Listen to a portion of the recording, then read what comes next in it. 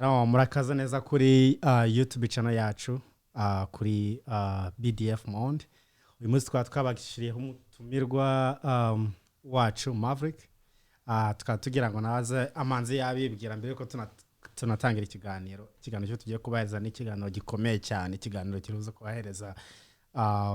inama y'ukuntu mwakora ibintu byinshi bigiye bitandukanye mufite ku staying attuned kugira ngo mumve ibyo tubafitiye uyu munsi. Maverick, BDF Monde, change for better. Yes, turagira ngo twibwire abantu batakuzi nabo bamanze bakumenya kuko ndakeka abantu benshi batakuzi gusa ariko ugiye tujya viral abantu bose batakumenya. Murakoze cyane. Ubusanzwe banyita Innocent Maverick, hari nabanzi kuzira rya mwumva neza. Ngira ngo hano muri Texas, Fort Worth, so ntekereza ko ari byo. Okay, Maverick, uyu munsi tugiye kuganira ibintu bigiye bitandukanye. Tugiye kuganira ibintu byinshi bijyanye na savings, investment, tukamenya ibintu bijyanye na tukamenya disadvantage na advantage y'ibyo bintu. Tena tukaganira no ku bintu bijyanye na passive income. Ko turabiza hano muri Amerika ho dutuye abantu benshi ujye usanga iyo ugiye ku ma social media akenshi na kenshi usanga kubwira ati investing gusa ariko kubera twebwe tutazi ibintu byinshi hano ugasanga tufite turi kubyumva ubundi buryo turi kubyumva mu buryo bundi butandukanye n'uburyo twakagombye kuba tubyumva. Tukaba tusana nabikurikiza kenshi na kenshi. So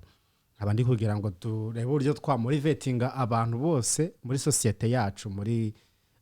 mu bantu bose bo twaturutse ahantu hamwe tukabamotivatinga bakaba bakoresha tukaba twasuggestinga investment cyangwa se savings, ibintu nk'ibyo tukabigisha tukabahereza ubumenyi kuri ibyo bintu. Nkabandi kugira ngo tuganire kuri investment.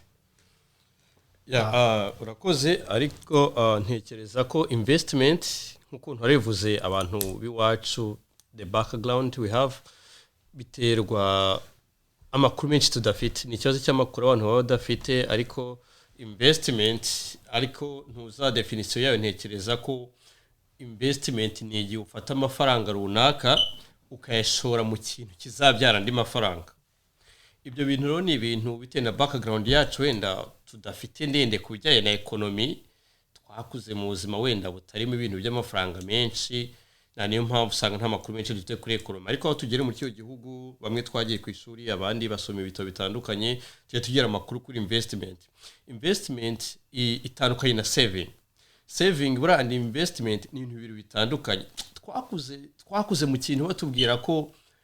wa mwana nubona amafaranga uzaya saving, ariko iyo utangiye gukura mu kumenya ibintu bijyanye n'ubutunzi cyo bita learning money and making money, usanga bakubwira ngo investment ni ikintu cyiza iyo ari bwo gutangira. Ariko bitandukanye na investment. Saving nuvuga ngo saving n'urugero ufite akazi runaka umaking amafaranga, ushobora kuyabika runaka, ariko amafaranga niyo yabika igihe kirekire uzasanga nta kintu ari kukumarira, urayabitse gusa. Ariko hari ibintu byo bita investment, ushobora gufata amafaranga runaka niba ubitse n'urugero ufite n'amafaranga ukorera ugeze 2,000, 3, 4, 5, 6, 10, 20 ari amafaranga ukayafata kugira uyabike imyaka 5 ukainvestinga mu kintu runaka. Icyo kintu kikabyara amafaranga nta kindi bigusabye. Ngira ngo urabiza ari abantu ufona companies ziba hano ku isi yose zigiye cyo bita imigabane, kugurisha imigabane mu companies, kuinvestinga mu mazu, ibintu byinshi bitandukanye. Niyo tuzagenda tuganira mu minsi kwiza igenda imbere. Ariko investment ufata amafaranga yawe runaka ukayashyira mu kintu runaka kibyara andi mafaranga, amafaranga bakabyara andi mafaranga. Ntekereza ko ari investment, kandi ni byiza kuri community yacu ishobora kudufasha gufata amafaranga ukayashyira mu kintu runaka y'amafaranga akabyara andi mafaranga. The money make another money, that's how should be. Reka tubyinjiramo deep. Hari investment, hariho ibintu byo bita traditional investment, cyangwa se reka mbere yuko tugenda kujya kuri investment reka tumanze tuvuge kuri savings. Hariho uburyo abantu biwacu ba saving. hari uburyo bugiye butandukanye hari uburyo uburyo bw'ababyeyi bacu basanzwe bamenyereye uburyo bijyanye n'ubw'ibimina cyangwa se gufata amafaranga cash bakayabika ahantu mu nzu ubwo ni uburyo bw'abantu b'iwacu bamenyereye kubika amafaranga yabo ariko tunatwagira hano muri Amerika n'uburyo bujyanye no kubika muri banki mu mabanks ndagira ngo ari byo bintu byo tuganiraho muri banks harimo uburyo bwinshi bwo kuba wabitsamo amafaranga harimo rough RA hakazamo na 401k izo ngizo nizo traditional hano muri Amerika nko bagiye bazita yes noneho tukagira tena n'izindi investment izindi savings account azino zo muri za bank account hamwe ugenda check bagwaya ikajya aho ngaho tukagira nka Bank of America Chase Wells Fargo n'izindi nk'izo ngizo urazitekereza hiki actually ntekereza ko ibintu byanye n'amafaranga nk'uko narivuze ibyo bita traditional saving aho umuntu afata amafaranga yo yahembwe atari bukoreshe akayabika wenda mu keri wacu muri Kongo wabyitaga ngo gushyira mu ihembe kugira ngo no mu Rwanda niko byita ariko ugasanga umuntu afashe amafaranga undi yashyize mu tigitanda undi yabitse mu ihembe cyangwa undi yashyize mu kaloka runaka mu nzu bira bintu ni ibintu bishobora kugufasha like for emergency ariko ntaga byakwiye kuba byigiye kirekire niyo traditional nyine kubika amafaranga mu nzu ariko ntago biri safe nta nubwo biri beneficial bishobora kugufasha little bit gakeya ariko nekereza ko iyo yo waruvuze ya kabiri yo kwinvesting amafaranga like urabona gushyira amafaranga muri banki ushobora gufata amafaranga uhembwa make runaka wamaze kwishyura ibyo usabwa ayo saving ugasavinga amafaranga ku ruhande muri banki rero ufashe amafaranga nk'ibihumbi 10 bikamaramo umwaka umwe biratata imyaka 5 ayo mafaranga nta kintu kimwe azaba yiyongereyeho hano muri Amerika niyo yakwiyongera kuri saving bakumukira 0.001 ngira ibyo urabizi ariko narebye kuri Amerika nsanga ari 0.08 there you go 0.0 something nuvuga ngo nta kintu gifatika kungukira niyo mpamvu twe tuvuze ngo ariho traditional saving na like another saving which called investment ntekereza ko amafaranga yose wagira like tuvuge ngo usavinza amafaranga n'urugero ageze ku bihumbi 5 by'idolari ibihumbi 10 20 niba ufite ibihumbi okay dore kuri 5 sibyo ibihumbi 5 by'idolari kugeza kuri 20 cyangwa kuzamura ayo ni amafaranga iyo afite muri konti uyabitsa akamara imyaka 2 ntabwo abayunguka like ahora ari yayandi rero ikintu cyiza cyo bita investment ni ugufata ya mafaranga niba ari 5,000 cyangwa se 10 warubitse muri konti hari ahantu bishora runaka muri company runaka Amazon, Apple, Google, amakampani menshi na Facebook bagira icyo bita imigabane urufata ya mafaranga yawe runaka urumva na Tesla ira nayo ni investment nziza ziri mu modoka za electric none okay ugafata ya mafaranga yawe ukayashyiramo and then mu myaka ingahe aho like ntagazigera home nuyabikaho ahubwo yo arunguka kuko iramigabane buri munsi iba yiyongera izamuka imanuka yango no hano heza like ikindi ku investing mu bintu bijyanye example amazu ushobora kuvuga ngo ukagura inzu ariko iyo nzu ufite n'urugero ufite ibihumbi 50 ukatangamo down payment inzu runaka ibindi ukabifatira ideni and then icyo ukora ya mafaranga urayafata iyo nzu wowe ntuyituremo ukayirentinga undi muntu arayikodesha ukawinjiza amafaranga kandi udahari like witurije umeze neza nekeza ko ibintu byo kwinvestinga ufata amafaranga ukayashyira mu kintu runaka amafaranga akabyara ni mafaranga niyo definition nziza ya investment abantu babyumve neza definition nziza ya investment cyo bita investment ni ugufata amafaranga ukayashyira ahantu runaka mu kintu runaka ya mafaranga akabyara ni mafaranga niwo muco twagakwiye kwiga nk'abantu biwacu kuko burakuvuga ngo uzafata amafaranga y'ukoreye ujya saving kugira ngo uzatere intambwe ufatika uzagira amafaranga afatika umukire biragoye ariko iyo investinze bishobora kwihutisha uburyo ushobora kwinjiza amafaranga menshi kuruta uko ya saving ngira ngo ni mode ya kera ubu ngubu ufasha amafaranga ukayabika igihe kirekire uri guhomba aho kunguka ikiza ntekereza ko wa investing ku investing rero nuko yafata kwashyira mu kintu runaka cyakintu kikakibyara andi mafaranga investment bino bya investment akenshi na kenshi kubikora bisaba kubiba ufite ubumenyi mu bintu bijyanye nabyo akenshi na kenshi most of the time akariyo mpamvu mari kuvuga ati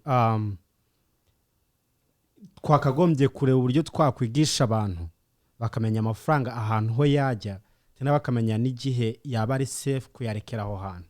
wenda iki kintu kiganiro cyo tuzagenda turi kwigaho buri ko tuzatugenda turi gukora muri podcast zacu hano kuri BDF Monde ariko kuri savings tuvuze kuri 41k yes 41k abasaza n'abakecuru ba hano biwacu ryo usanga ari gukoresha nka mukecuru wanjye afite 41k iyo 41k ndabizi ntago ari nziza kubera ko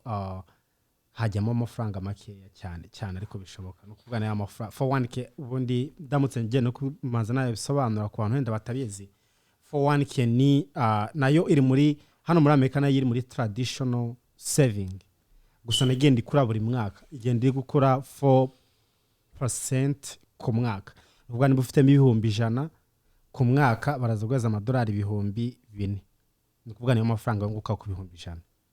100 nayo ukuntu agenda ari gukura bigenda ari gukura bitewe n'ibintu byo bitangwa ni compound ni kuvuga ari process ndende tugiye kuyigisha hano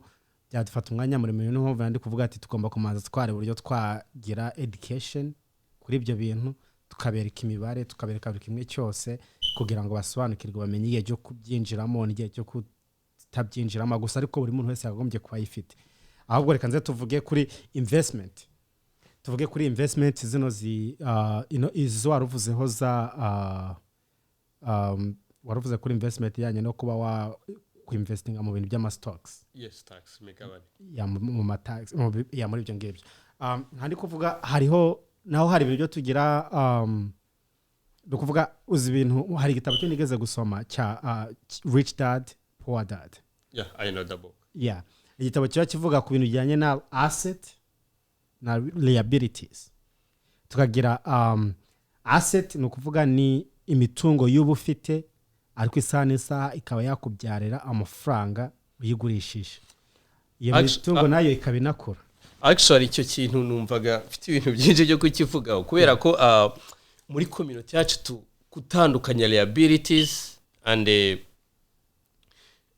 ni icyo kintu yaravuze ni assets and liabilities kubera ko turagira nk'ugasanga umuntu afite amafaranga bya nakubwiraga amafaranga 20 cyangwa 30 ya savings akabikoresha ikintu aho kugira bigura ikindi kinjiza amafaranga akabigura ikimutwara ubundi bavuga ko asset ni ikintu ugura ushora amafaranga yawe kikabyara andi mafaranga no liability ni ikintu ushobora kugura ahubwo kikagutwara amafaranga n'urugero ubu ngubu uguze chance ukavuga ati nk'umuntu w'umusore ukunda ibigezweho yambone n'umusirimu cyane ukavuga ngo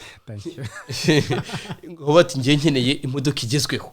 urumva none ugasanga ufashe 30 uragiye uguze ngiyo bita niba ari Dodge something like that noneho ukavuga ngo iyo modoka ntago izinjiza amafaranga ubwo izagutwara amafaranga insurance yayo ni full coverage ihenze nuvuga ngo maintenance yayo irahenze nango ibintu byose birahenze kuri iyo modoka aho kugira kwinjiriza irasohora there you go that's the point aho kugira kwinjiriza amafaranga igutwara amafaranga ikindi aho bitandukanye n'uwo wo guzi iyo modoka izagutwara amafaranga aho kukwinjiriza iyo ni liability so icyo bita asset ni iki ushobora kugura iyo modoka y'30 sibyo ngiye ngafata 30 nkagenda nkabitanga mo down payment y'inzu runaka iyo nzu nanjye sinjye no kwituramo iyo nzu kayishyiramo umupangayi akayirentinga aho umupangayi azajya yishyura wenda 2,000 ku kwezi ngira ngo niyo mwayene hano muri Amerika right noneho ni ufite house 2,000 ku kwezi urumva natanze down payment ya byingahe ya 30 buri kwezi bazabampa 2,000 wenda nikiro mortgage nsigare ni macho mortgage cy'atanu nsigare 500 right ndi kwinjiza amafaranga ariko wowe uri gutanga amafaranga kuko ya Dodge uzajya uyishyura insurance ya buri kwezi 2,000 cyangwa 1,000 cyangwa se 500 ayo yari yose n'ikindi ko ibintu byo bitangwa ni depreciation ni ukuvuga igiciro cy'ukuriye ku muntu uza ku dealership ntago ari cyo giciro cyo wawe musubiza uramutse kano kanya ndamutse nguze imodoka kano kanya 40,000 narangiza ejo mu gitondo nyimara kuyikura namaze gusinya impapuro byose twamaze kumvikana namaze kuyikurayo mu gitondo ngire nkayisubiza nkajya kuyigurisha niba nayo guzumba 40 aswera gad nasange ku giciro cy'amadolari 35 no kuvuga natankumba 5,000 y'amadolari that's the point nuvuga ngo nicyo bita nuvuga ngo liability iyo ufite liability usanga yo buri mwaka amafaranga igabanyuka mu gaciro nk'ubu imodoka urumva imodoka yimaranye imyaka 2 agaciro kayo kaba karagabanyutse ariko inzu yo nuvuga tuvuga inzu ahubwo agaciro kariyongera buri mwaka buri mwaka inzu cyangwa ubutaka muri general cyo ta real estate muri America ni ibintu abantu urubyiruko twakwiye kwiga umuntu uzabona kanyeza afata icyo bita course za real estate course za real estate ni course nziza ishobora kugufasha kumenya uburyo ifaranga ryo muri cyo gihugu rikora urumva ibyo byo yaruvuze by'iyo modoka buri myaka 2 cyangwa buri mwaka buri munsi igabanyuka agaciro ariko inzu buri mwaka agaciro kayo kariyongera ushaka kugura inzu ari 300 mu myaka 2 kaza ari 500 urumva winjiza amafaranga kandi nta kindi wabikozeho nivuga ngo wayiguze gusa urayirentinga umuntu arayirentinga nawe wituriye ahandi hantu amafaranga yakugeraho byoroheje kandi yanzu agaciro kayo kari kwiyongera kandi na buri kwezi kwinjiriza amafaranga right ibyo nibyo tugomba kumenya gutandukanya nibyo cyiza cyo kwinvestinga muri asset instead of liability abantu tugomba cyane urubyiruko rwa community yacu abantu benshi tuva muri Afrika dukwiye kumenya ibintu byo kwinvestinga ahantu heza kwinvestinga especially real estate tuzayivuga hundi munsi ariko ahantu wahushyira amafaranga akabyara ndi apana kugura ibintu ngo abantu sometimes mbitekereza nkumva ndababaye mbonye umuntu w'urubyiruko ajya gusimonoka yo 50 kubaza uyu muntu imodoka azayikoze iki izamwinjiriza iki ahubwo imukotsa mu mafaranga rero tugomba kumenya ahantu heza gushyira amafaranga ku investinga cyangwa usanga umuntu aguze urukweto rw'ibihumbi 3-4 kibazo urukweto ruzabyara iki ariko bya bihumbi 4 bifasha kaguramo one share of Tesla mu myaka 2 ya Tesla izaba yikubye 2-3 bya bihumbi 3-6 tugomba kumenya ahantu heza ko investment ni ikintu kinini tuzakomeza tukiganira ariko ni ikintu cyiza cyo gushyira amafaranga narabibonye yaba abantu bagakurikiye ibiganiro byo tujye kuzajya tugirana mu myaka igiye kuzira imbere uko tugiye kugira turi gukura turi kugrowingana nabo tujye kuzatubeza information ziri available mu bintu byari byo byose bijyanye na investment bijyanye na bise uburyo twakwi level up tukagira tugakora amafaranga ari nayo mpamvu naguhamagara ndavuga ati reka nze tuzaganire ku bijyanye n'ibintu byo bita ngo ni passive income kubera ko hari situation njya nibaza nkavuga ati ngenda mu truck driver right yes situation njya nibaza nkavuga ati nimba nijeza amadolari 1,000 ya buri cyumweru ese ndamutse rwaye ino nzu yo tubamo yakwishyurwa gute urumva nkavuga ati se ndamutse ndwaye mfite umugore mfite abana umugore wanjye wenda aratwite wenda ageze igihe cyo kujya kubyara none nande gutwara truck ngize impanuka ndagiye ndarwaye ngiye mu bitaro inzu yasigaye kwishurwa nabande urumva noneho nk'abandi kwibaza nkavuga ati ndamutse mfite passive income ndamutse narubatse ikintu gifite akamaro cyakunjiza amafaranga ku cyumweru ntarinze najya gukora icyo kintu cyaba kiri legit kurusha ibindi byose byo nakora kurusha akazi ko naba mfite umentioninze point nziza cyane ijambo ryo bita passive income barumva kanya gato nkivugiyeho neza ni ikintu maze iminsi ngitekereza actually passive income definition yayo nyayo nije bakunda gukoresha muri definition yayo iri informal bavuga ko ni make money while you sleeping right nango ni cyagiye winjiza amafaranga utanahari winjiza amafaranga unaryamye ikintu cyo bita passive income rero actually abantu bacu tugomba kubyiga ni ibintu bihari ama information hari ibitabo meze iminsi ndi gusoma ari igitabo cyo wavuze cya Rich Dad and Poor Dad and hari ikindi gitabo cyo bita cyitwa Unlock It ni cy'umutipe bita Dan Lok aba muri Canada ariko origine yiwe ni muri China nawe akubwira ukuntu yageze muri bino bihugu agastrugglinga n'ubuzima ariko nyuma akavumbura ko ntago wakora imyaka ubuzima ukurikije ubuzima bwo muri kino gihugu ukoze akazi gasanzwe amafaranga yawe uyabika bisanzwe byara wazagize imyaka 70 ukiri mu kazi ariko yukoze icyo bita kwinvestinga cyo twahereho ukinvestinga ahantu hanyaho bikubyarira inyungu izamara igihe kirekire ku buryo uzasanga nyine like cyo bita passive income no kuvuga ngo uzafata amafaranga yawe uyashyire mu kintu runaka cya kintu kibyara amafaranga noneho utanahari nuvuga ngo kanguye nk'urugero ngiye mwumva neza nshobora kuvuga ngo nshaka gukora passive income. Passive income imanzirizwa na saving, kuko ugira ngo wembe like harimo ibintu bitatu twavuze, ariko hariho saving, investment and passive income. Ugomba kumanza like ukagira saving, of course amafaranga ukorera akazi gasanzwe ukayasavinga mu makeya, none wamara ko nayo savinga amara kugira ahageze 5 cyangwa 6 kuzamura bitewe nuko bitekereza ukainvestinga. Kuinvestinga rero nabyo byara passive income. Urafata ayo mafaranga yawe ukashyira mu kintu runaka, cya kintu special, ibintu byo kuri internet, ibintu by'imigabane, ibintu bya real estate. Ibyo ni ibintu ushyiramo amafaranga bikinjiza andi mafaranga utanahari, cyo passive income. N'urugero ushobora kugura imigabane, ibintu by'amashares tuzabivugaho. Nuvuga ngo handi ufata ugashyira amafaranga ahantu runaka ukagenda ukiryamira, nyuma y'amezi 2-3 bitewe nuko bireba ira migabane irazamuka. None yazamuka ushobora gushyiramo 1,000 mu mezi 2 ugasanga abaye 5, kandi bura cya 1,000 kuzagise ku cya 5 kuzagisaving ngo byakugora, kuko kubika amafaranga ntabwo byo cy'abantu twese tubiziranyeho. Ushobora kugira akabazo gato yakoresha, ariko yari hahandi birakorohera ko ni saving ni investment, none gahinduka na passive income. Passive income rero ushobora kuvuga ngo ngiye chance nguze inzu, sibyo? Iyo nzu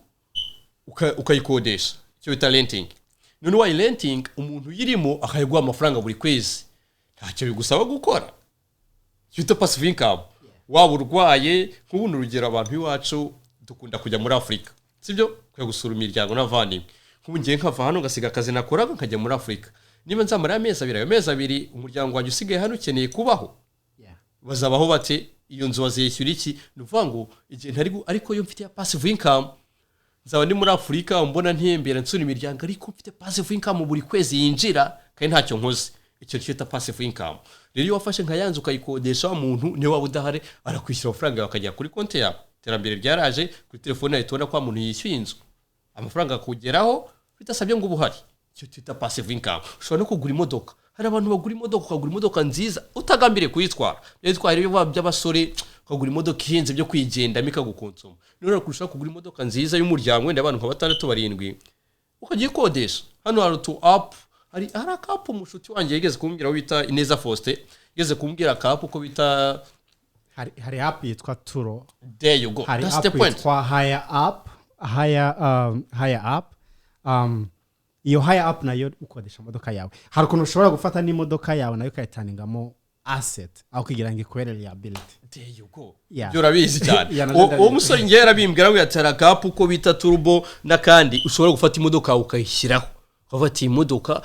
iri available kuri renting. Urabona hari abantu bava mu state batandukanye bashaka kuri renting imodoka. Cyangwa se adafite ibyangombwa byinshi, adafite credit, adashaka kuri renting ku kibuga, akarentinga kuri ako ka app. Ukamuha imodoka yawe akayimarana iminsi 2-3 akaguha amafaranga. Cyane ko niya modoka dafite imodoka aho kugira ukoze amafaranga ikakwinjiza amafaranga. Ibyo bita passive income. Ntacyo gusabye gukora, irahari gusa umuntu aza akayifata akagenda akayigarura akaguha amafaranga. Ntacyo gusabye. N'inzu hari ibintu byinshi tuzadevelopa byinjiza amafaranga byo bita passive income. Ushobora gushyira amafaranga wese ahantu runaka mu kintu runaka waguze, cya kintu kikinjiza amafaranga. Ntabwo bisaba rega muri iki gihugu kubigu ngo ufite amafaranga yose yo kukigura. Abantu wenda tutavuga kugura, abantu akabate ibyo ni by'abakire ngo afite amafaranga afatika yo kugura ayo mazu. No, inzu ntabwo bisanga ufite ibyo 300 cyangwa 400. Ushobora kuvuga ngo njye mfite 20,000 gusa, sibyo? Ibyo 20,000 gusa uragenda wowe ugashaka bita lenders, ukabiba real estate tuzayivugaho birambuye, akora ukuntu bikora na banki mukavugana kuri yubaha 20,000 gusa inzu bakayiguha, ayandi ukagenda yishyura gahoro gahoro. Tuzagenda tubiganiraho gake, ariko urumva ko passive income ni cyo cy'ingenzi gishobora gutuma umuntu like abaho adahangayitse. Nkanjye nk'umusore ukiri single ndavuga ndacyari umwana kuba najya gushaka, by the way. You still have time. Take your time. I still have time, right? Yeah, sure. Take your time. Akaci nakenshi ubundi nyanganira nawe. Nyanganira nawe ubundi ukangira inama, ukambye uburyo ngomba gukora ibintu, ubwenge bwinshi, ubumenyi bwinshi bwo nyange nandi gufata, akenshi ngenda ndi kubutoragura mu bantu banduta nkawe, mu bantu tujya tuganira. Ugenda umpereza game y'ukuntu nakora ibintu. Ari no mpamvu nyavuga ati ndamutse mbere yuko njya gushaka umugore, hari ibintu byo bitango ni FHA loan. Sinzi nimba bizi, no kuvuga ni first time home buyer. yes anabyo bajyakoresha no kuvuga iyo uguze inzu ugakoresha iyo loan akenshi na kenshi uba ugomba kuyituramo umwaka umwe kugira ngo we wayigira investment yawe ujye kuyigira ujye kwikodesha yes so nkaba nibaza nkavuga ati hatwe tukiri abasore right hatwe tukiri abasore harimo ko ushobora kuvuga ati ngiye kugura inzu ntago nagura inzu nka zino zisanzwe mvuga ati ngiye kugura inzu 400 ngo ngura inzu ino ntuzi no multiple house yes I mean single family home yes which is inzu ibifite umuryango umwe ari inzu y'umuryango wose njye nkavuga ko nzagura inzu ari zino za multiple home yo point uvuze ushaka kunyiriza muri iyo state kandi numvaga kuko iyo state ni cyo kirekire numvaga tuzakivugaho ubutaha ariko kankubwireho gatoya kuri icyo kintu uvuze actually abantu benshi abantu biwacu nabankuraginga kuinvestinga muri multiple uvuga ngo urabona hari ukuntu ushobora kugura inzu ariko ni inzu n'urugero ifite ibyumba 8 yanze ariko ibyumba 8 icyo bazita duplex or triplex izo nzu ugasanga tuyemo like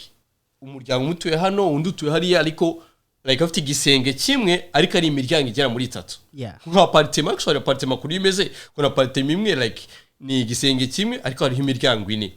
izo rizota like multiple house hari n'inzu zimeze gutyo abari imiryango 3 2 gutyo bitandukanye hano muri Texas ntago ari nyinshi cyane ariko zirahari ahantu nazibonye muri south side no muri north side ikintu rero navugaga nukuvuga ngo ibyo bintu iyo bikoze iyo investment impamvu ari nziza nayikuye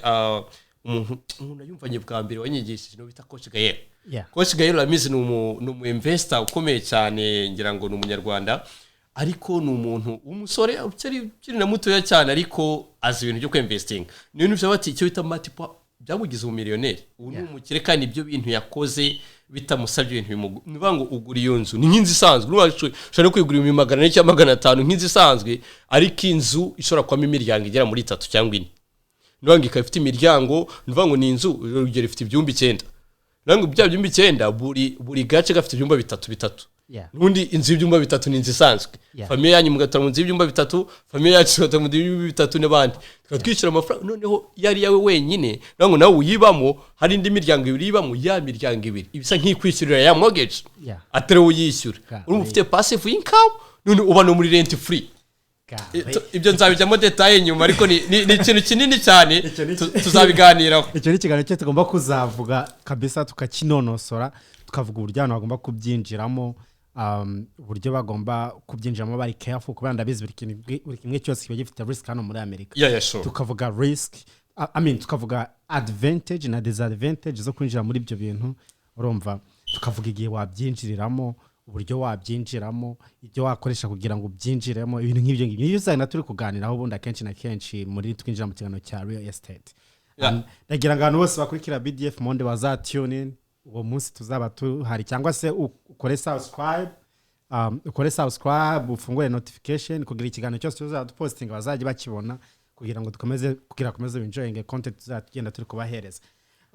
reka dukomeze tuganire kuri savings na investment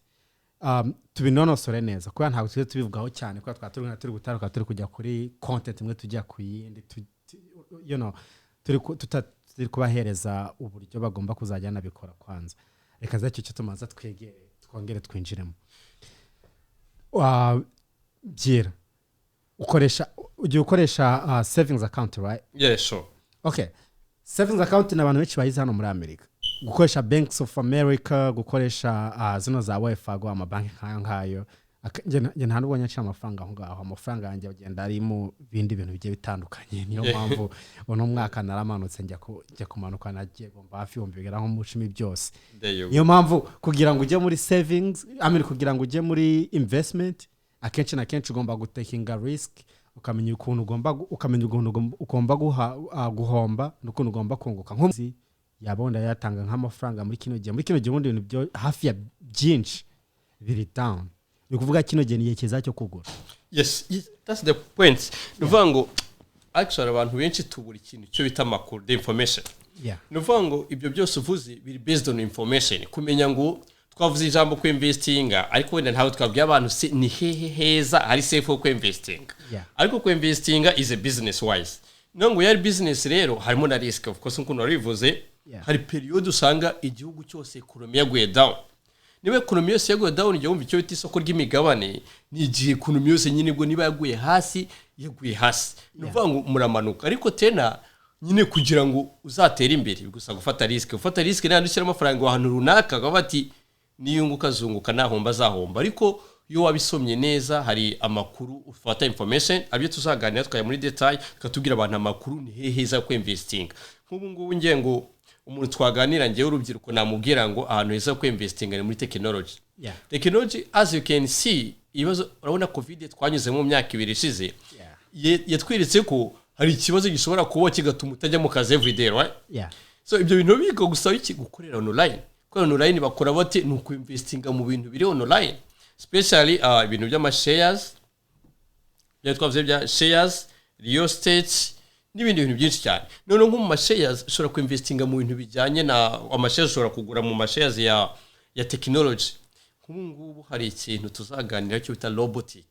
ni sije nini ariko nzabwira abantu uburyo robotic ari igiye gutekinga over isi yose mu myaka 5 iri imbere robotic izatekinga over abantu bakorera Amazon barabazi you know what I'm saying right muri Amazon ho banatangiye gukoresha amarobo muri XPO batangije gukoresha amarobo ibyo bintu rero urubyiruko ababyeyi bacu ntabwo bashaka kumva ibyo ari byo ariko urubyiruko abantu tukiri batoya tugomba kuva mu mandazi tukamenya ngo ni he isi iri kwerekera none iyo umenya aho isi iri kwerekera aho iri kwerekera niho nawe werekeza buriya bimenye mbere ukinvestinga ahantu isi yose itari yagera bajya kuhagera winjira amafaranga menshi buriya uriya mugabo wa Tesla Elon Musk afite impamvu ari umukiro wa mbere ku isi ubu ngubu nuko yinvestinze imodoka za electric nta wundi muntu urabikora niyo muntu wa mbere abikoze amaze kubikora anima company yose aramukurikira amaze kumukurikira none reba ubu ngubu niwe mukiro wa mbere ku isi ba Bill Gates abahiritse na ba Bezos n'abandi bose kubera ko electric kuko bashaka kumakinga the world green bashaka gufata isi nyine urabona gaze ituma imodoka isohora ibyuka byangiriza ikirere ibyo byose rero yarabirebye aravuga ati batangiye kurwanya ino myuka so mu minsi iri imbere isi izaba ikeneye imodoka zidasohora imyuka ni za electric yinvesting amafaranga ngo niwe mukire wa mbere ni usingizwa mu gihugu cyose president aramuhamagara ko ati twakora iki amugisha inama kwera iki yinvestinze ahantu hanyaho ubwo rero wenda kuno bivuze tubiganiraho kumenya ahantu hanyaho twakora investing ariko urubyiruko narushishikariza ko abo tuzaganira abazakurikira YouTube abo tuzajya tuganira bisanzwe mu buzima busanzwe tuzadukunda kuganira ku kintu cyo kuvuga ngo ni he twakora investing muri technology twajya muri detail tukajya muri byo bita robotics urumva ni ibintu byo bita clean energy ni tuzajya muri detail ariko ntekereza ko iyo technology tuyiganiraho abantu urubyiruko tugomba kugira umuco wo investing kuko hari umuntu usanga ko ati mfite 50 kuri account ibyo 50 bamaze imyaka 2 ubu uri guhomba cyane ntaga bize ariko ari guhomba arabifite pe ntibizagabanyuka ariko bya 50 bifasha ukabishora mu kintu runaka uziko mu myaka 2 byaba bimaze kuba ibihumbi 150 kandi none wowe nubisha muri saving isanzwe bizaba nyine bya 50 bishakuniwe n'imyaka 3 biri muri saving ariko nubyinvestinga mu kintu runaka kibyara amafaranga uzasanga byabaye ibihumbi 150 mu myaka 2 urumva kandi nta kintu ukoze wicariye gusa no binabona na passive income investment na passive income ni ibintu biri close cyane ni step imwe ujya ku yindi biri close cyane so unanga ufasha amafaranga ukainvestinga mu kintu runaka cya kintu none kitagusaba no kuba hari ibintu investingamo bigusaba kujya buri munsi no ibyo bintu ni old school so muri new school like aho isi iri kwerekera kandi we investing amafaranga cyo twa passive income kuno bivuze ni make money while you sleeping so ufata amafaranga yawe ukainvest n'urugero nk'ubu nago nakoresha ngiye mfite wenda nk'imigabane mikeya muri Tesla iyo naguze imigabane muri Tesla nango iyo Tesla iri kuzamuka nanjye mba ndi kuzamuka ntacyo binsabye gukora ndaguze imigabane ndiryamira so ni ibintu byinshi bitandukanye hari n'undi mushuti wanjye we so nango byo mubwiye ngo ntawe twese tugomba gukora ibintu bimwe hari investinze muri tracking hari waguze ikamyo undi yaguze inzu nanjye ndi muri stocks naguze ama shares twese turi mu investment right kandi iri na passive income ko ari uwaguze ikamyo afite umushoferi mutwarira akameka amafaranga adahari ari uwaguze inzu irimo umupangayi noneho akameka amafaranga adahari nanjye yaguze amashares akumeka amafaranga ntacyo binsabye gukora ni ugukurikirana no kumenya information dukwiye kuyadusoma ibitabo tugasoma amakuru online ibintu byose birahari and then bikadufasha kugira ute ko niyo passive income ariko abantu tugomba kumenya amakuru tugasoma tukanagana n'abantu babizi tubwisanye community wacu kuna kugira cyo kuvuga ngo like ngiye nkubwiye ibintu nasomye wenda ati kwa ko dusange turi inshutunzi ukabati sibyo bintu babikuye narabisomye ibintu byose sikaba biri mu bitabo ibindi biri online so tugomba kuya tugira umuco wo gusoma n'utarasomye akaganira n'abasomye nk'ubu ngewe wenda nagize amahirwe yo kujya ku ishuri aho ngireyo hari ibitabo nagiye nsoma nk'ibyo bintu nshaka kubwira ati nasomye icyo bitabo cyo bita Poor Dad Rich Dad nasomye Unlocked cya Dan Lok n'ibindi bitabo byinshi bitandukanye ibyo byose rero hari ikindi gitabo nshaka kuzasoma cyo Coach Ngaya yigeze kuvuga cyo bita cyo muri Babylon The Millionaire in Babylon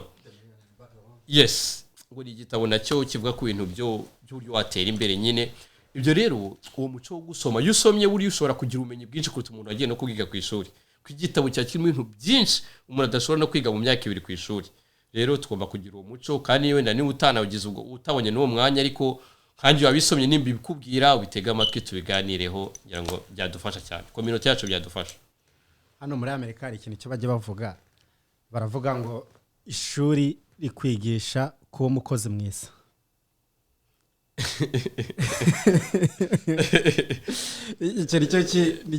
nicyo kintu cya mbere iyo bari kudefinisa ishuri yes icyo kintu cya mbere cyo bajya badefinisa actually yes kaya mfite ikibazo cy'ukuntu nabona abantu babahirwe basigaye bavuga ngo ubundi kwiga ni byiza ikiza cyo kwiga biguhumura mu mutwe none ise investment ari gaho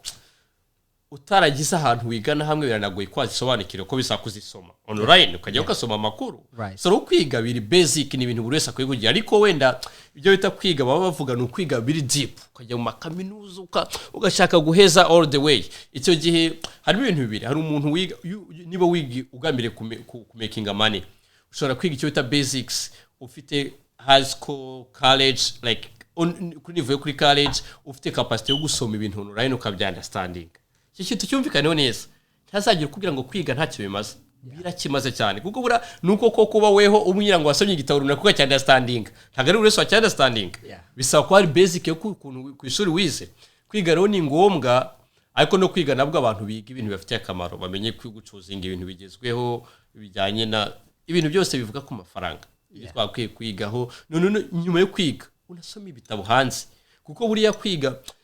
gusoma ibintu byo mu gitabo n'umuntu nk'ubu ngiye nkakubwira ibintu nakoze bitandukanye n'umuntu ubikubwira ngo abisomye mu gitabo biri theoretical ariko ngiye ni pratique nshobora kukubwira ati n'urugero hari umushyitsi wanjye mfite ushobora kuba ati ngiye mfite amakamyo 3 mu muhanda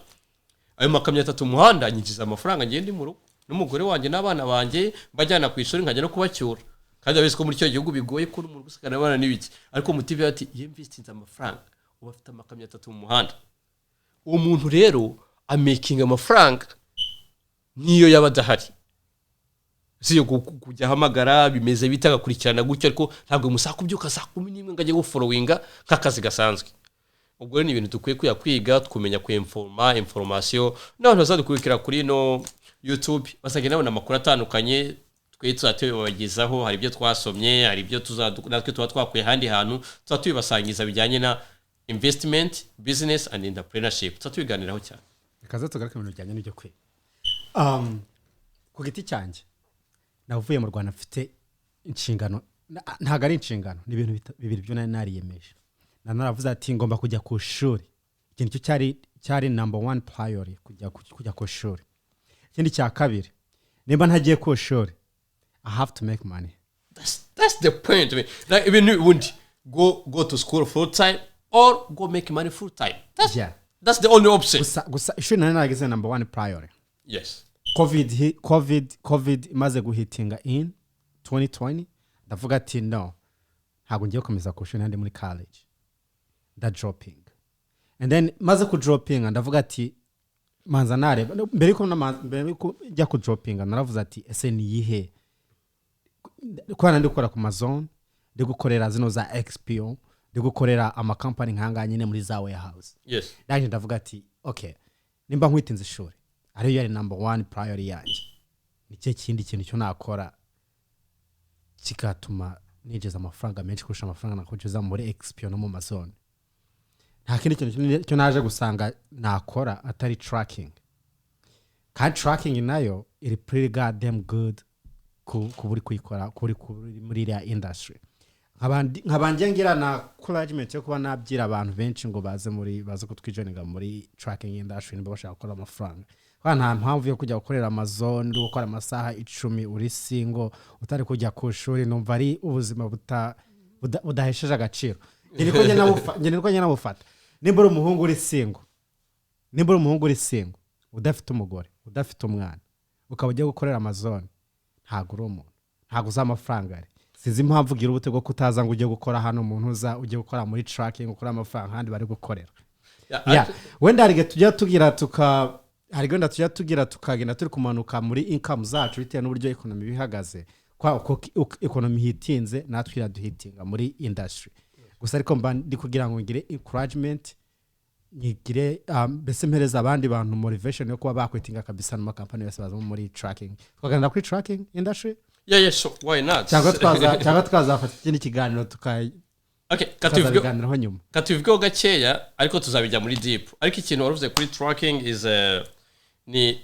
ubundi barakubwira ngo abanyamerika bavuga ngo transportation is the backbone of the US nivuga ngo iki gihugu like urutirigongo rwacyo ni transportation so rero buriya ibyo byo waruvuze wenda ni kubyumva ariko cyane ikintu tugokonyya abantu biterwa n'amakuru umuntu afite hari n'abantu usanga ari muri ibyo kwera kari byo afite amakuru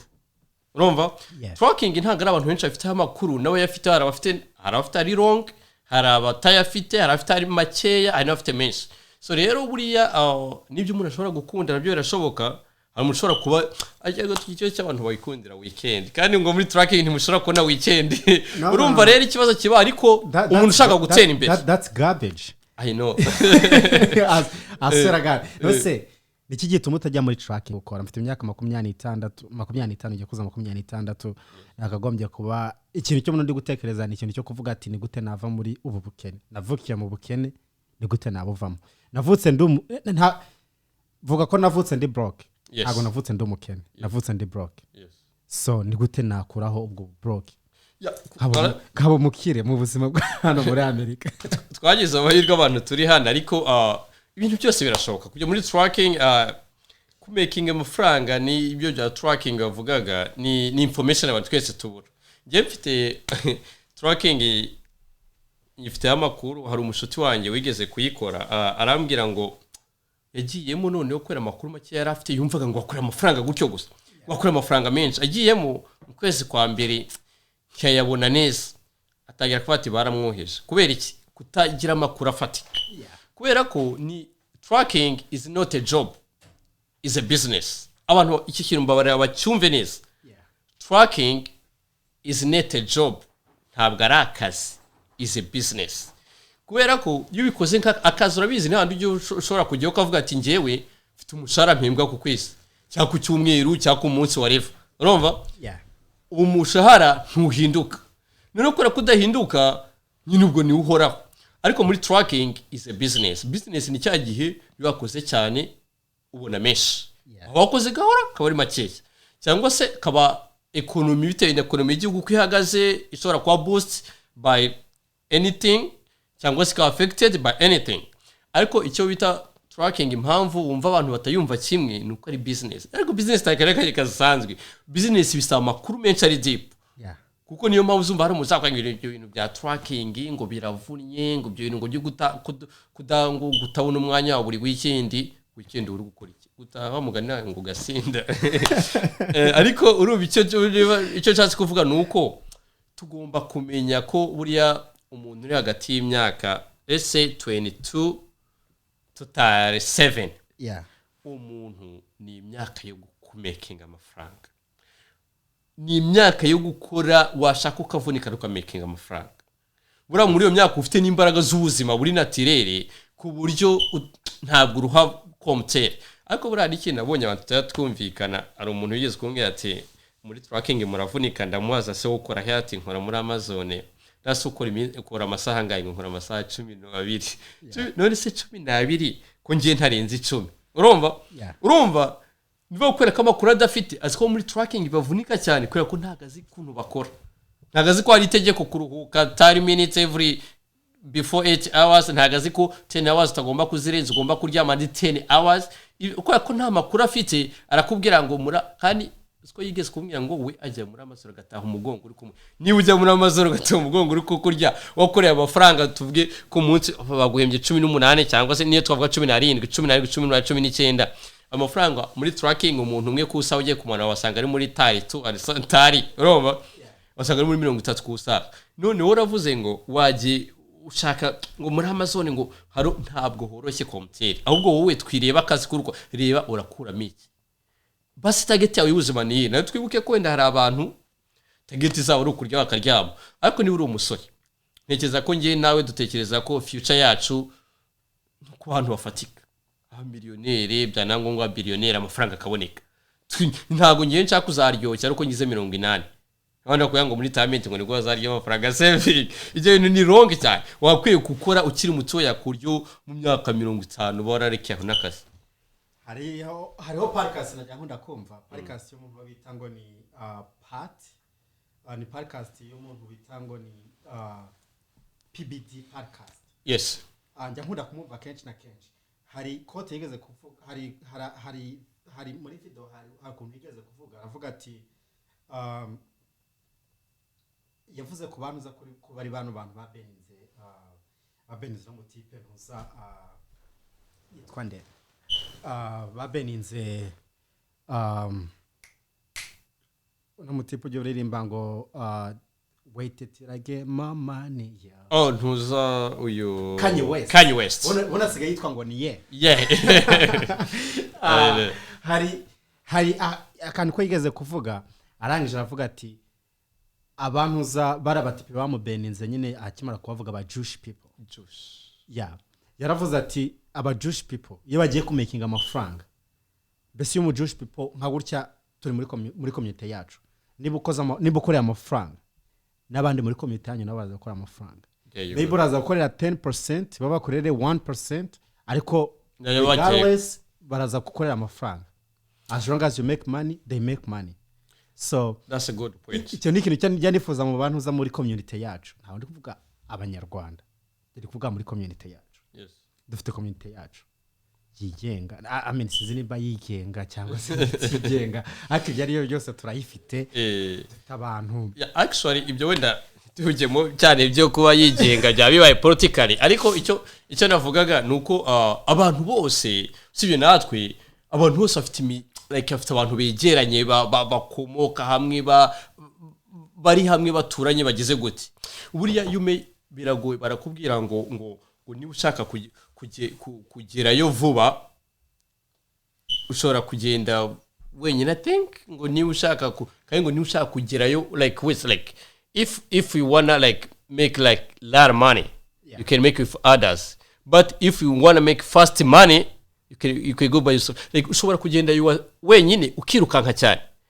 ariko mugiye muri benshi mugeranayo imbaraga nyinshi kuruta kwagenda uri wenyine ushobora kwirukanka cyane wenyine kukagera wananiwe ariko mugiye muri benshi mugera mufite imbaraga nyinshi zifatika so ntekereza ko ibyo byorovuze bya community by'abajoshi barabo kwera kumva story ya Kenya West ntago nyumva nshaka kubera ko abanyavuga power the power of community definition of power. Yes. What's the definition of power? The definition of power is putting the hand together. The hand, there is in Kenya, what they say there, two hands, they wash one another. There's no one hand can wash itself, right? Nuvango rero abantu twakwiye kumenya ko community yacu cyangwa se abantu turi hamwe kumenya ko buriya biragoye ko waba umuherwe by yourself. Ari umumama nugeze kumva umuhindu uvuga ngo in the way of access there is no I, there is we. Akantu convenience. That's very one more time. In definition of in the way of success, there is no I, there is we. Nuvango akenshi azakugira ngo twe nuvango turi benshi muri benshi mushobora kumeka amafaranga menshi kuruta ukora umwe. Hari n'ikindi kintu tuzaganira cyo bita like to make more than one source of income. Akobora no kugira one source of income biragoye ko ibyo byose wabigeraho twavugaga, ariko nitugira icyo bita multiple income source bizadufasha cyane kuri ufite ibintu nka bitatu ibintu birenze kimwe kwinjiza amafaranga. So rero no kuba muri abantu burayo ushaka gutera imbere neza biragoye kwabikora wenyine ngo bizabe successful. Nabano bantu bakiri rwose abumva uzumve bano bantu bajya ibihembo, buri wese bamuhaye ibihembo ajya imbere akavuga timu ya muri inyuma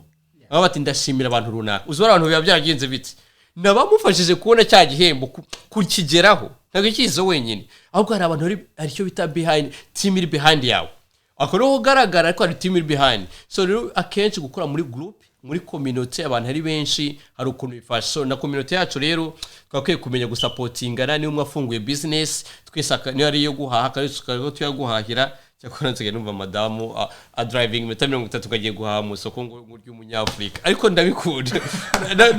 actually ubumva bifitemo ubu supporters ni supporting. Urumva ayo mafaranga kwiye guha wenda umunyamerika runaka kayaha umuntu iwacu umunyafrika birafasha yabo umukongomani murundi umunyarwanda umunyafrika ubumva ari sawa. Ibyo niyo ngo African market hano muri Texas ni ibintu ndi gukunda biri kugrowing up. So niba bikora aba African market abo Rwandan market Burundi market like buri community yose bagire abantu like niba bagira ibintu bya economy bafatanye ba supporting ani bura in the way nibyo nemvuze in the way of success. Yeah, there is we, there is no I. Biragoye kwavuga ngo warakize wenyine. icyo ni power. That's the definition of power, right? Yeah. Yes, I got it. Power ni influence over other people or others. Yes, that's the point. Ibyo byose binyibutsa ikintu kigeze kumbaho nandi kuganira n'abantu b'abatipe banje nanje ababwira ati aba batwara amatrack ndanjira ababwira ati se mufitiye ntego mu myaka iri imbere. Urumva bari babiri nanjye ndo wa gatatu barangije barambwira ati intego yitwebwe dufite no kugenda tugakora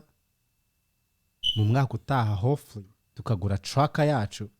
none muri iyo track yacu tuguze bari kuvuga aribo kugura track and then after track akagura inzu, after inzu agashaka umugore, after umugore agakomeza ubuzima mukendereye. Ndaje ndababwira ati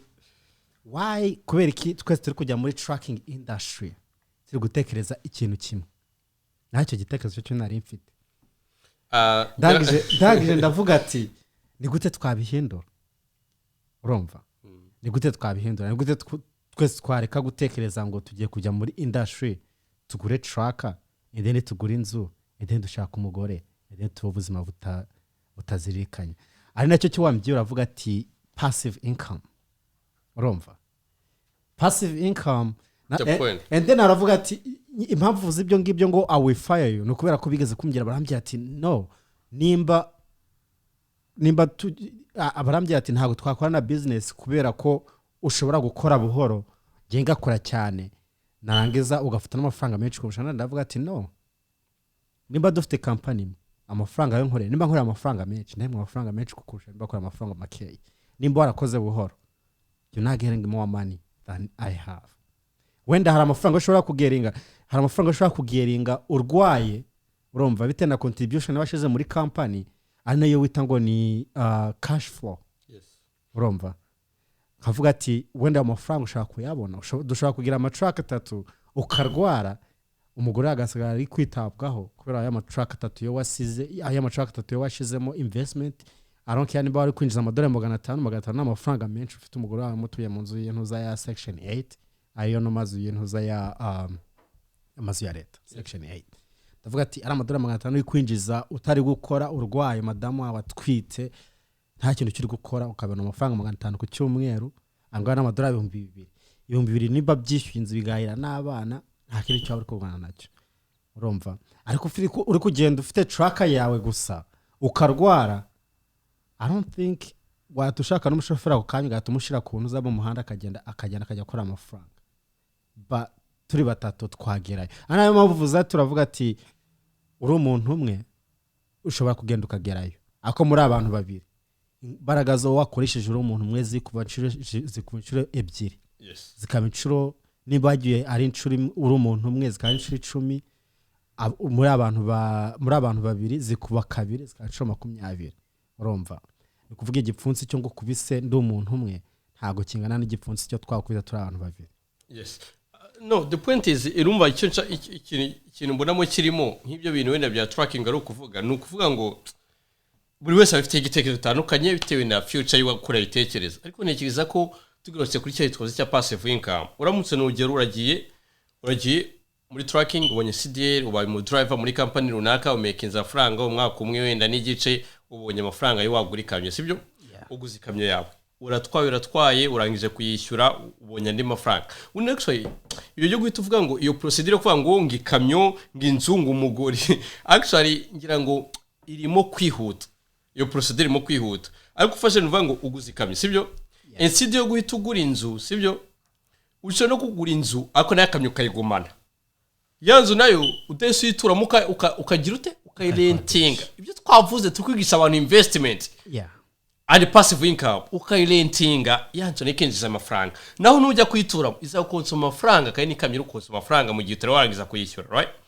ariko nekereza ko hari ibintu bibiri ushaka kugura inzu ukayirentinga ni passive income that's good idea ariko ushaka kuyituramo is wrong ariko ushaka kuvuga ngo ushaka kuguma muri tracking niyo wakunze na niyo wasobanike ariko tuguma ari kumva ngo umuntu akumva ko investing ibintu ya understanding none kavuga ngo niba wenda ari tracking uguzika urayitwaye ubonye andi mafaranga umaze kwishyura off ubonye andi mafaranga ushaka gutunga ndi kamyo ya kabiri ukayiha umushoferi nawe ukagumya ugatwara umushoferi akameka amafaranga nawe ukumaking andi urumva zabe ebyiri zabe eshatu iyo ni company ushaka kuba ufite wenyine n'undi afite ebyiri n'undi afite eshatu mushaka gukora company nini mubishaka mugahuza urumva mukagrowinga big urumva kuba nka za England na za ntuza n'abantu bagiye bihuza ari batoye umwe kundi gutya bagahuza za England za Swift na za Steven Transport byose niko byagenze so rero abantu bagomba kumanza kubona information zihagije zo kuvuga ngo niba ari tracking ngiyemo bigenda bite nyuma yo kumushoferi nyuma yo kumushoferi se kumuntu operator bigenda bite nyuma yo kumuntu operator se ikihutirwa ni iki kuko tracking ngoma kujyushyira amafaranga ku ruhande kumenya ngo maintenance like income like any accident can happen something like that right no kuvuga amaze ko umuntu operator amaze kwinjira muri rwego rwo hejuru uri a businessman ntabwo ukiri umukozi you are not ako ntabwo ukora akazi ahubwo yo gukora business buri abantu tugomba kumenya ngo tracking is not a job tracking is a business okano wese zakazirikana tracking is not a job tracking is a business that's the point ndabona ubundi tuganira ibintu byinshi cyane gusa ariko nawe uzufata umwanzuro kandi n'ikintu nacyo turacyatekereza uburyo tugomba gukora ikiganiro cya kabiri kubera ko hari information nyinshi zo dusize inyuma hano mpamvu uri kugira ngo mbwire abantu basubscribing bataninge notification kugira ngo bazajye bagira ute bazajye badukurikira ikiganiro cyo tuzadushiraho buri gihe bakamenya uburyo bagomba kuinvestinga uburyo bagomba kwinjira mu makampani runaka agiye atandukanye ndagira ngo bakande notification basubscribing kuri no channel BDF Money n'ikintu nacyo ngandi kugira ngo dufate umwanzuro ku bintu bijyanye n'ibintu byo twagiye twaganiye kuri savings tuganira kuri investment tuganira kuri tracking reka nze dukore recap y'ibyo bintu niturangiza dufata umwanzuro wabyo tuvuga ati ese muri savings twakoresha nkaye ma account ibintu nk'ibyo ngibyo ama bank twakoresha ama bank tawa suggesting ka Bank of America yonzi itanga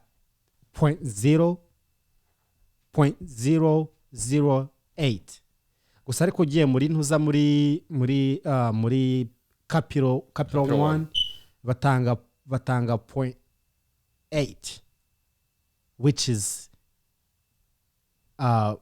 is nukuvuga imwe ni 0.008 indika 0.8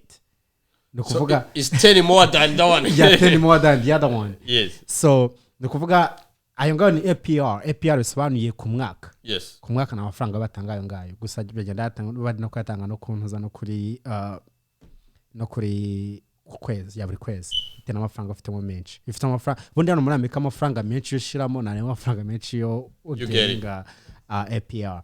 noneho tena tukagirana ntuza n'ibyo bitango ni Robinhood muri Robinhood nabwo yishiza amafaranga cash zawe ugasavingamo ugafunguzamo savings account ni kuvuga ko amafaranga yabaguhezamo 3.75 wishyura amadolari 5 ku kwezi ariko nabyo bigatanga turi gufata umwanzuro kuri ibyo bintu kuri savings account muri Robinhood niyo yambere itanga iyo bita ngo ni high yield ni ukuvuga ngo ni amafaranga yaguheza buri kwezi bitewe n'amafaranga ufite muri bank account niyo yambere itanga amafaranga menshi 75 urumva niba niba ufite ibihumbi 10 uraza buri kwezi baraza guheza amadolari agera mu madolari nimba ufite ibihumbi 10 ni ukugaza guheza amadolari agera hafi mu 100 ku kwezi ntabwo ari 100 amadolari 10 plutôt none kwishyura amadolari 5 ya buri kwezi ni ukuvuga na amadolari 5 bangutseho ufite ibihumbi 100 urumva nagenda ari kwiyongera hano muri Amerika ubundi ufite amafaranga hari ibintu byo tujya twitiranya kenshi na kenshi tukavuga ati amadolari 5 ntacyo amaze gusa ariko amadolari 5 yagenda ari gukura buri mwaka afite icyamaze hano muri Amerika ubundi agenda ari kubyaza umusaruro buri gihe sinzi nimba wenda hari ibintu byo wa suggesting muri savings mbere ko tujya muri investment actually ku kintu cyo gukora recap ku twe twavuze saving ngira ngo abantu bose bakwiye ni ikintu kibanze tuheraho urumva buri wese wenda wa making the money amafaranga yinjiye mu kazi runaka wahembwe amafaranga ushyira ku ruhande ama percentage runaka yo wahembwe ngo rero kuri saving bitewe na bank ukoresha ushobora gukoresha ni byinshi twavuze for 1k twavuze RA low follow RA ibyo byose ni ibyo gusavinga amafaranga ariko ibyo twavugaga ikintu kiza gihari gusavinga wasavinga amafaranga ariko atari by'igihe kirekire kugira ngo amafaranga noneho nyuma like niba wenda ari gutangira akazi nugeza ku mafaranga runaka ukora investment nicyo nshishikariza abantu benshi kuri recap dusoza kamubwira abantu ngo twinvesting amafaranga yose waba ufite ari investable wayinvestinga n'amadolari 200 300 hari umugabane w'amadolari 5 10 kugeza kurangaye iyo ya Robinhood waruvuze ni kuri ni ibyo byo kugura amashares ushobora gushyira amafaranga amashares wawe ufite yari yose none ugatangira gahoro saving recap yayo wowe tangira gahoro ariko ibintu byo gusavinga mu mabanki don't take too long ufite intego yo kuvuga ngo ugiye kugura asset na liabilities not liabilities ngira ngo twasoza tukazajya muri detail nyuma ariko tuzagiye tubiganira ibintu bijyanye n'amafaranga hano tuvuga ikintu cy'amafaranga gusa investment entrepreneurship amafaranga so rero abantu benshi bashaka ayo makuru go tune and then can talk about it mwakoze kudukurikirana tukadusoje kino kiganiro gusa tukaba bafite ibindi biganiro byinshi bigiye bitandukanye bijyanye n'ibingibi bya investment ukuntu tugomba kubana muri Amerika turagira ngo subscribing kuri no channel yacu tuzajya tukugezaho amakuru agiye atandukanye nk'ayo ngayo uruko tugenda dukurane namwe kwa ndumva ariyo ntego yo ngiye mfite buno kano kanya aba Jewish people bakorera amafaranga iyo mu Jewish bakorera amafaranga abandi bose bakora amafaranga naye ndagira ngo ninzajya nkora amafaranga buri muntu wese avuye muri Gembe Camp Kiziba niye nkambi yindi muri Ngarama aho nose bavuye muri aba makambi yose ndagira ngo nabazajya kora amafaranga tuzabamenyeshe ibintu byose ukuntu bagomba kubana muri USA niyo ntego yanjye kayo ntego ya BDF Monde turagira ngo tubashimire kwa mwadukurikiranye murakoze cyane wakoze ko waje kudusura hano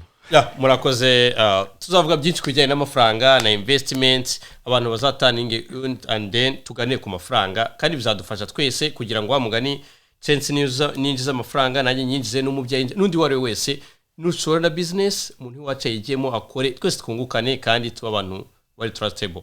My name was Innocent Maverick. Urakoze cyane Maverick twatwishimiye kugira hano muri studio. Bye bye. Nawe mwakoze kwa mwari muri kutureba. Maverick, ciao ciao. All right, thank you.